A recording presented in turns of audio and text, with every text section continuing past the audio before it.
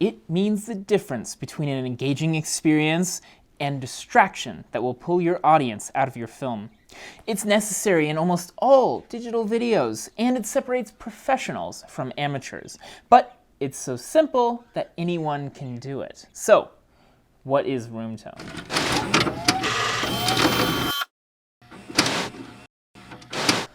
Hello once again, nonprofit filmmakers, it's Jordan, and today we're looking at a tool that's completely free but will propel your audio game further than any fancy mixer, recorder, or post-production plugin. If that's worth something to you, then don't forget to hit like now. So, what is roomtone anyway? Roomtone is just that, the tone of a room. It's the silence recorded on a location when intentional sounds are not being captured, like dialogue. But why record silence? Well, because nothing is truly silent. There's the sound of an air conditioner, or the wind, airplanes, or distant traffic, or birds. In more extreme cases, your roomtone might be yelling protesters or noisy construction.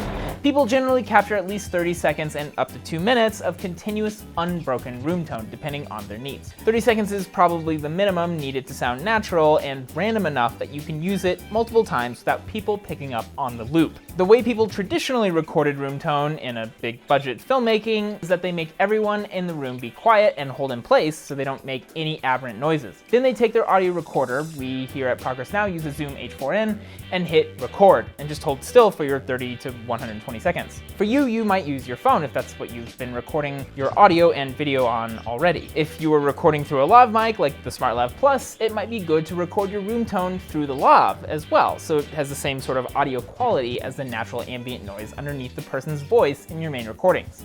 So, why do we record this silence? Well, when you're editing clips together, unlike the real world, the silence in your editor is real silence. It's what you might call a dead zone, with no sound at all. So that's one scenario. The other is when you cut some clips and align them next to each other because of reasons like they took place at different times of day or different locations, the sound of background noise will be different from one clip to the next. The abrupt jump in sound in clip A to the sound in clip B will be jarring to your audience. It may even make a popping sound as the loudness changes dramatically between your clips. Roomtone is the tool you use to smooth out both of these situations. For dead space, you can fill it with natural sounding background noise, so to the viewer, the sounds are continuous in the recording, and for those abrupt cuts between clips, you actually fade out the first clip, clip A, and then fade in clip B. And across the boundary, you use your roomtone to bridge that gap and keep the gain, the loudness of your audio, at the same level. So how do we use roomtone? We've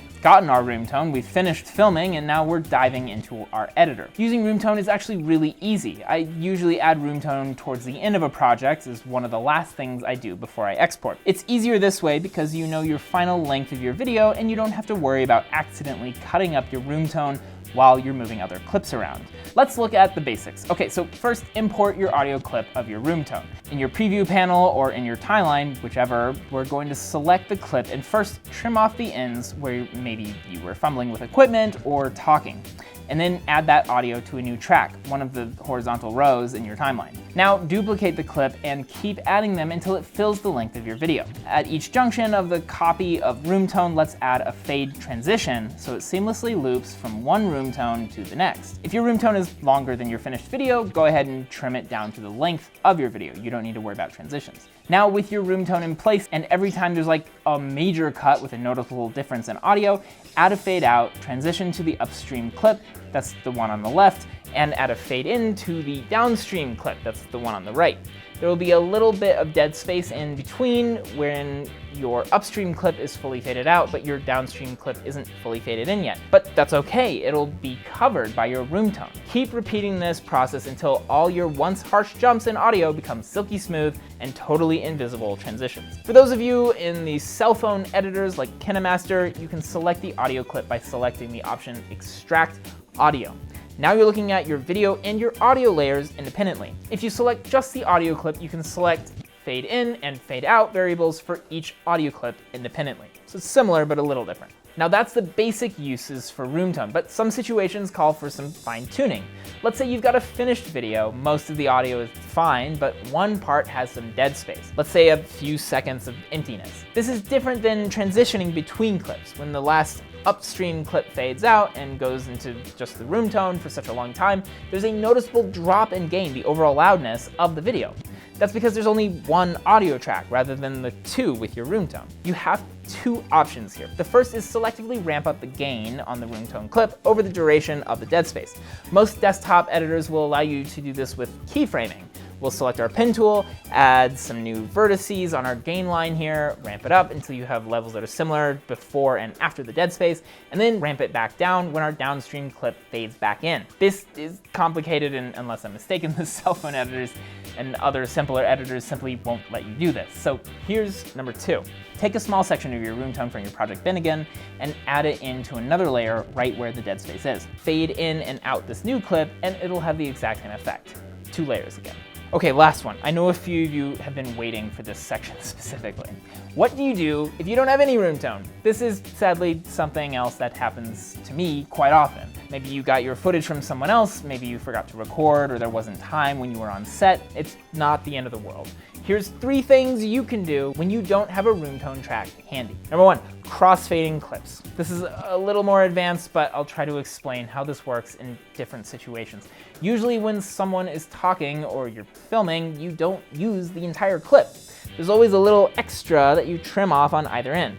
These are called handles or tails sometimes. The great thing is when you add a clip into your timeline, even though you trimmed off the handles, you can still extend the clip and reintroduce some of those handles back into the clip all the way to the original bounds of the clip itself. This goes for audio and video portions of your clip. Crossfading is a type of transition effect that you apply at the junction between clips.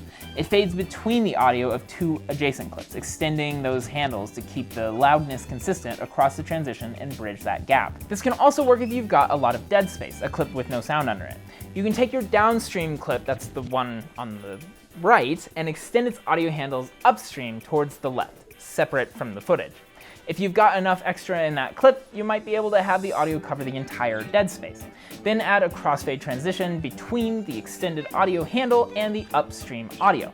If it's not long enough or there's some earlier sounds in the clip's handle that you don't want, you can also extend the upstream audio clip down to meet with the downstream clip partway and then crossfade. Number 2, cover it with music. I do this all the time. If the background noise isn't that bad, oftentimes music will hide the gaps and jumps just as well as Roomtone would have. You were probably going to use some music in there anyway, and you probably should, so 2 birds, 1 rock and roll. Number 3, download someone else's Roomtone. Seriously, this method should be looked at as an absolute last resort. It rarely works the way you wanted it to, and it eats up a ton of time trying to get the right clip. I would look at a website called freesound.org for my first resource. You'll notice that the quality of the sound is a little different than what you recorded because it was in a different location and probably with a different mic. There are some tools that can change the quality and timbre of the new audio track to better match what you've already recorded, but that is a tutorial for another time. Think of this option as very similar to the music solution. You just cover the recorded background noise with the new one. Okay folks, that should about do it. Now you know as much as I do about Roomtone. The last thing you need to do is take a black Sharpie and write Roomtone on the back of your hand, because you will forget. If you'd like some more tips on working in your editing software or other tools to improve your audio game, please subscribe and hit that bell. And be sure to share this with someone whose video could have benefited from some serious Roomtone. Catch you on the flip side.